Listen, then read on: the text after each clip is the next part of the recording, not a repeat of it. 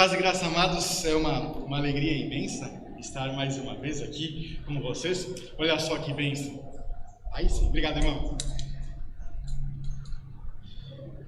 É realmente muito bom poder estar aqui com vocês nessa manhã e estar mais uma vez podendo, primeiramente, adorar ao Senhor, podendo estar também ouvindo a Sua palavra e aprendendo com Ele.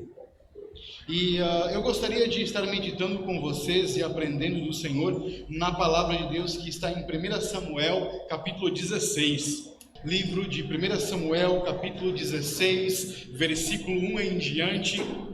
Nós vamos ler mais de um, mas primeiramente vamos ler o primeiro, que diz assim: Então o Senhor Deus ordenou a Samuel: Até quando continuarás pranteando Saul, quando eu próprio o rejeitei, para que não reine mais sobre Israel? Enche, pois, um chifre do melhor azeite e vai. Eis que eu te envio à casa de Jessé, de Belém, porque escolhi um de seus filhos para torná-lo rei. Bem, vamos orar sobre essa palavra. Senhor, fala aos nossos corações nessa manhã através da Tua palavra. Nós sempre queremos aprender de Ti, porque o Senhor sempre tem a nos ensinar. A Tua palavra é viva, é eficaz, e o Teu Santo Espírito está sempre nos ensinando, nos direcionando, nos mostrando aquilo que é melhor para as nossas vidas. Por isso eu peço, Pai, que nessa manhã mais uma vez, não seja eu, Senhor, mas sim a Tua palavra ministrada pelo Teu Santo Espírito, no nome de Jesus. Amém. Amém.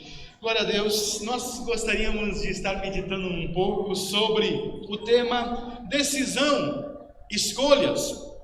E nós estamos em um momento realmente pertinente falando em decisão e escolha, né? Hoje é um dia especial onde nós vamos estar escolhendo, nós vamos estar pelo menos fazendo parte na escolha dos nossos vereadores, do nosso prefeito.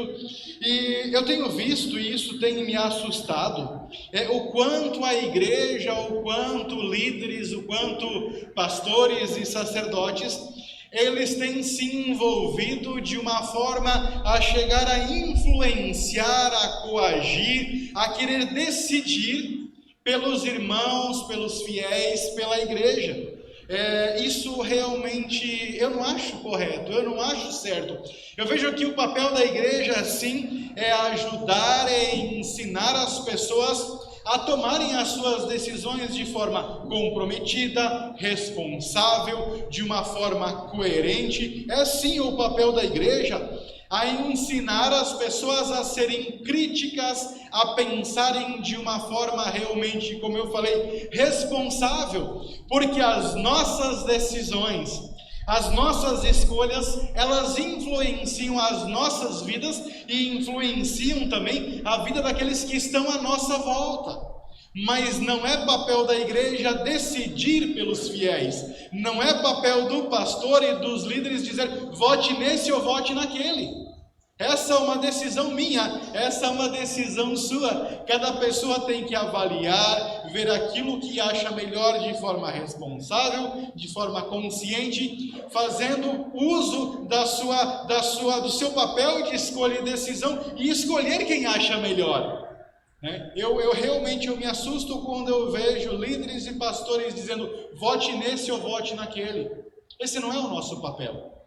O nosso papel, sim, é ajudar as pessoas a pensar e não escolher por elas, não tomar decisão por elas. É realmente, eu poderia dizer que chega a ser feio quando nós queremos tomar a decisão dos outros. Eu não vivo a sua vida, você não vive a minha vida, então como que eu posso querer decidir no seu lugar? Eu acho que esse não é o nosso papel enquanto pastor, enquanto líder e enquanto igreja. Amém? Dizendo isso, colocando a minha opinião enquanto pastor, que não cabe a mim decidir por você, eu gostaria de falar um pouco sobre decisão e escolha, sobre decisão e escolha, usando esse texto que nós encontramos em 1 Samuel 16, porque aqui está justamente falando sobre essa questão de decisão e escolha.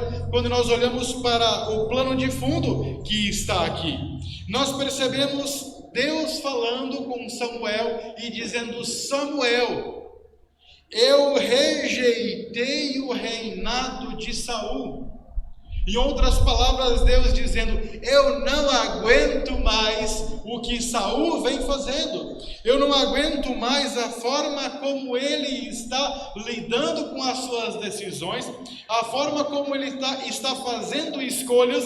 Por isso eu o rejeitei, e agora eu quero que você vá até a casa de Jessé, porque lá eu te mostrarei quem você deve ungir para ser o novo rei sobre o povo de Israel.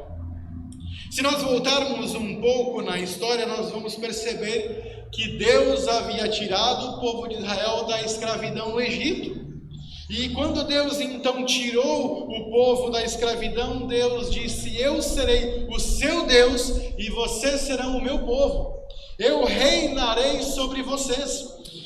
Mas aí chegou um momento, então nós tínhamos uma teocracia, nós tínhamos um governo do próprio Deus sobre o seu povo.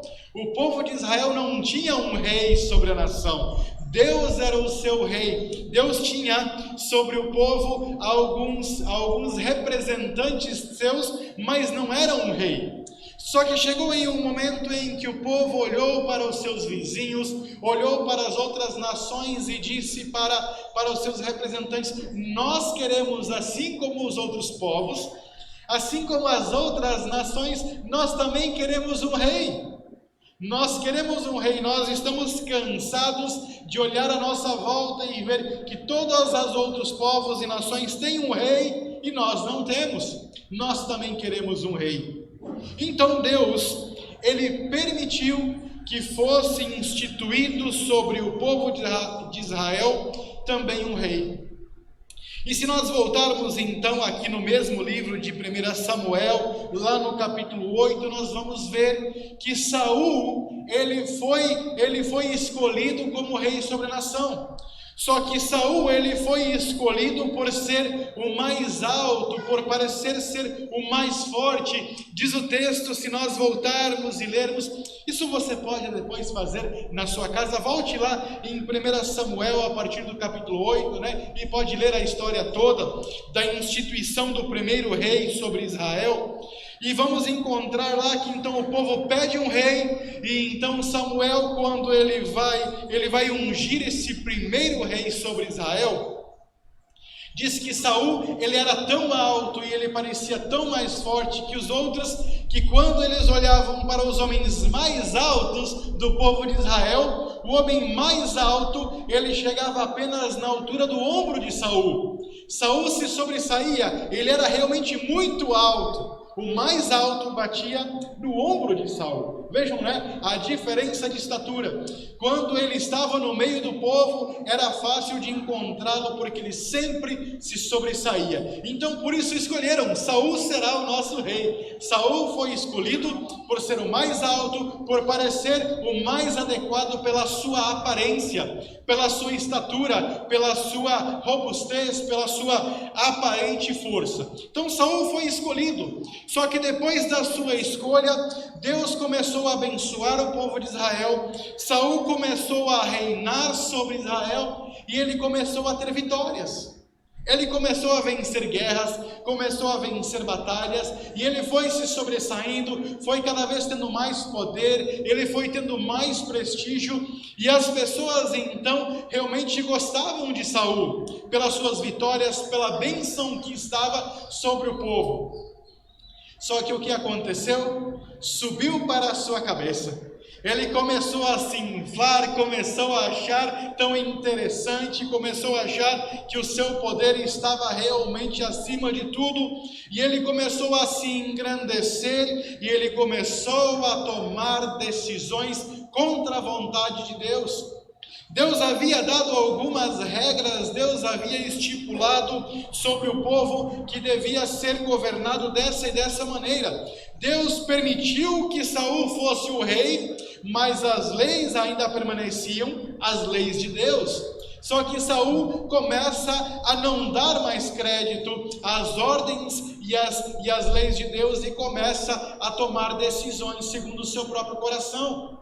Em uma das batalhas, Deus disse: naquela batalha vocês devem deixar todos os bens do povo lá, vocês não devem trazer nada para casa. Mas o que Saul fez? Foi à guerra, foi vitorioso, e ele pegou tudo que tinha de maior valor naquela nação e trouxe para casa. E aí, quando foi questionado, ele ainda disse assim: não, eu trouxe esses bens para oferecer para Deus, para demonstrar a minha gratidão a Deus. Mentira. Ele estava querendo realmente se engrandecer e trazer as riquezas para Israel.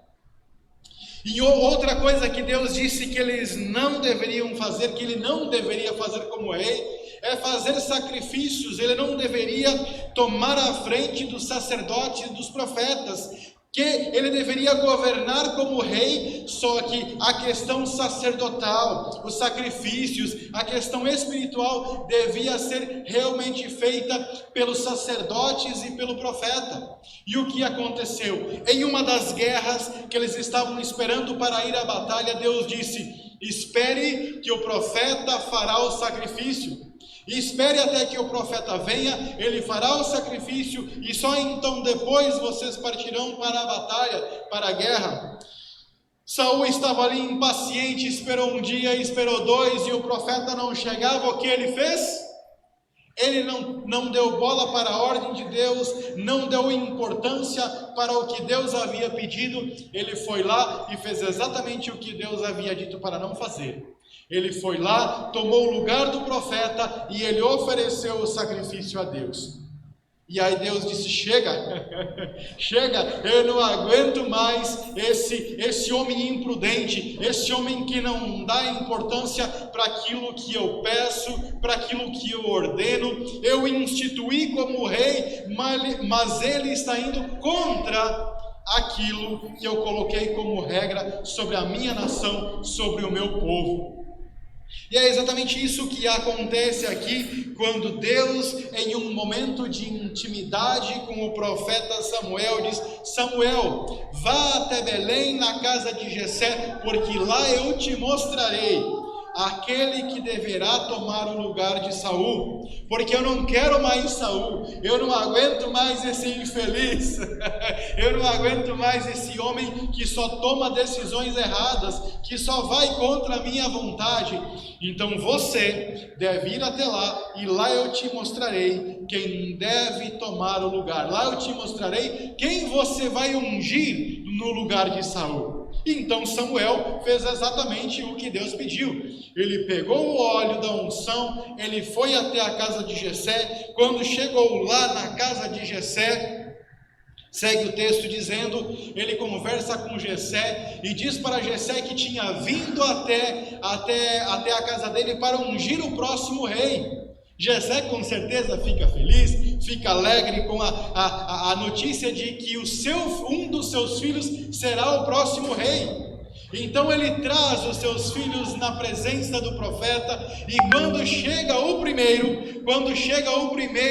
então Samuel olha e diz: deve ser esse. Quando ele olha, nós vamos ver no versículo 10 diz assim: assim Jessé levou a Samuel os seus 7 filhos, mas Samuel concluiu, ou seja, aqui ele chega à conclusão que nenhum deles e pede para trazer o próximo. Ainda antes disso, no versículo 6 diz assim: logo que chegaram, assim que Samuel colocou os olhos sobre Eliabe, disse consigo: deve ser este o homem que o Senhor quer que eu unja. Então, quando ele viu Eliabe, quando ele viu o filho mais velho, mais uma vez olhando para a aparência, mais uma vez olhando para o tamanho e para a força de Eliabe. Então até mesmo Samuel, até mesmo o profeta, enquanto não tinha pedido a direção de Deus, enquanto não tinha ouvido Deus falar ao seu coração, ele olhou pela aparência e disse: deve ser esse. Ah, é esse. Já foi pegando o óleo e provavelmente já estava melando a mão com óleo para ungir, quando Deus disse: Samuel, Samuel, não olhes para a aparência, porque não é esse que eu escolhi. Eu não escolhi pela aparência, eu não escolhi pelo seu tamanho, eu não escolhi pela sua força. Não unge esse, Samuel, não é esse que eu escolhi. Amados, e quantas vezes nós somos movidos pela aparência, nós somos movidos pelo que parece ser o melhor e tomamos a nossa decisão. Quantas e quantas vezes nós chegamos diante de uma decisão, e seja ela qual for, aqui eu não estou falando apenas de política, que hoje é um dia em que nós tomamos a nossa decisão pela questão do voto, mas em todas as decisões e todas as escolhas que nós tomamos, quando nós vamos comprar um carro, quando nós vamos comprar uma casa, quando nós vamos escolher um curso para fazer. Aqueles que ainda não casaram, quando vão casar e olham, e olham para aquela moça linda e maravilhosa, a moça quando olha e diz, que jovem, esse realmente é aquele que eu pedi a Deus. Nós estávamos olhando um programa ontem, eu e minha esposa. E aí um jovem escolheu para namorar uma moça tão linda pela internet, uma moça que saltava aos olhos e todo mundo falando para ele: ela está te enganando, ela está, essa moça morando em outro país, e ele morando em um país, ela em outro, e ele então escolheu pela aparência. Ela mandou uma foto de princesa para ele, e ele olhou assim, o olho brilhou, o coração bateu mais forte, e aí ele contando para os seus amigos que ele trabalhava dia após dia, pegava todo o seu dinheiro e depositava para ela. E aí até um dos seus amigos, com um pouco mais de sabedoria, com um pouco mais de entendimento, um pouco mais crítico, não deixando apenas a aparência levá-lo em sua decisão, o seu amigo dizendo para ele, olhando para a foto, disse: essa aí deve ter mais uns 5 ou 6 assim como você, ao redor do mundo, todo mês ou toda semana, depositando dinheiro para ela vivendo do bom e do melhor. E vários jovens depositando o seu dinheiro para bancar a sua vida boa. Isso acontece. Muitas vezes, quando nós somos movidos pela aparência, quando nós não somos críticos, quando nós não paramos para avaliar, para pensar e ver, será que realmente essa é a melhor decisão a ser tomada? Será que eu realmente estou ponderando? Será que eu estou olhando todas as questões? Eu estou olhando de uma forma crítica para ver se realmente, de fato, é como parece ser?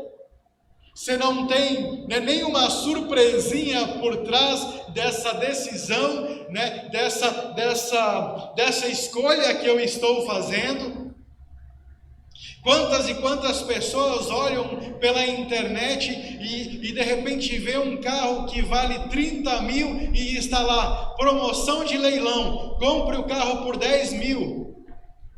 E aí as pessoas vão lá e depositam os 10 mil naquela conta de uma pessoa, que ela nunca viu, nem sabe se o carro existe, e aí depois aparece na televisão a notícia. Várias pessoas sendo enganadas pela possibilidade de comprar um carro barato, que valia 3, 4 vezes mais, foram enganadas e influenciadas, pela possibilidade. Então, quando nós vamos tomar uma decisão, quando nós vamos empenhar a nossa vida, seja ela financeira, seja ela emocional, tomar uma decisão que vai afetar a minha vida, a sua vida, da sua família, nós temos que realmente olhar a fundo. Nós precisamos pedir a direção de Deus para não sermos enganados, ludibriados e influenciados por aquilo que parece tão fácil e tão bonito. Então Deus diz para Samuel: Samuel, não foi esse que eu escolhi. E então vem mais o próximo filho, e vem o próximo, e vem o próximo, e Deus vai dizendo: esse não, e esse não. E aí então, quando de repente todos os filhos de Jessé passam, Deus disse: nenhum desses foi o que eu escolhi. E aí Jessé diz: será que eu me enganei? Será que eu não ouvi a voz de Deus direito? Será que o que está acontecendo? Todos os filhos passaram, mas Deus havia me dito que um dos filhos de Jessé seria o próximo rei. Foi para cá que Deus me encaminhou para eu ungir o próximo rei. Agora todos os filhos, eles passaram pela minha presença e nenhum deles foi escolhido. Foi quando então vem o versículo 10 e diz assim: e assim Jessé levou a Samuel seus sete filhos.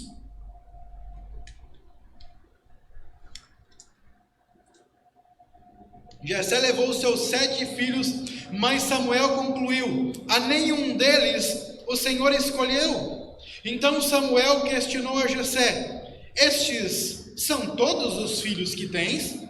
Ao que então Jessé respondeu: bem, ainda tenho caçula, mas ele ficou cuidando das ovelhas.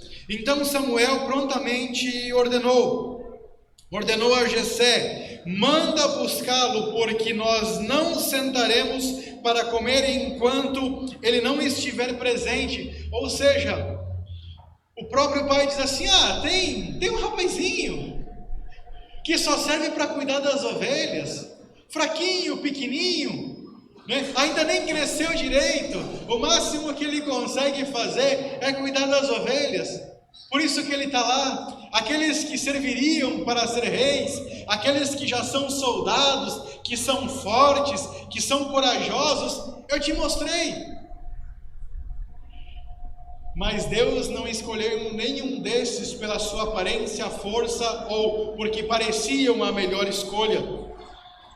Então Deus manda, e ordena que, através de Samuel, ordena que Jessé mande buscar o seu filho menor, manda que busque Davi, lá no pasto onde ele está cuidando das ovelhas. E diz que quando Davi ele chega, Deus fala para Samuel: é esse que você vai ungir como rei, porque eu Deus, eu não olho para a aparência, eu não olho para aquilo que parece, mas olho para aquilo que de fato é. Deus diz: eu sei escolher, eu sei o que é melhor, porque eu vejo lá na frente, eu vejo o que vai acontecer no futuro. Eu não sou enganado pelas aparências. Eu sei o que de fato vai acontecer. E o que isso nos traz então para o nosso ensinamento nessa manhã é que nós não devemos ser precipitados. Nós não devemos tomar decisões e fazer escolhas só olhando para o que aparenta ser o melhor. Nós precisamos sim fazer como Samuel. Nós precisamos nos colocar na presença de Deus e pedir: Deus, me mostra o que de fato é o melhor. Me ajuda a tomar a decisão vendo o que de fato é o melhor. Não pelo que os meus olhos conseguem ver, mas pelo que o Senhor sabe que vai acontecer e é o melhor. Me dá sabedoria, me dá entendimento, me dá inteligência. Me mostra, Senhor, para que eu possa tomar a melhor decisão possível em toda e qualquer circunstância.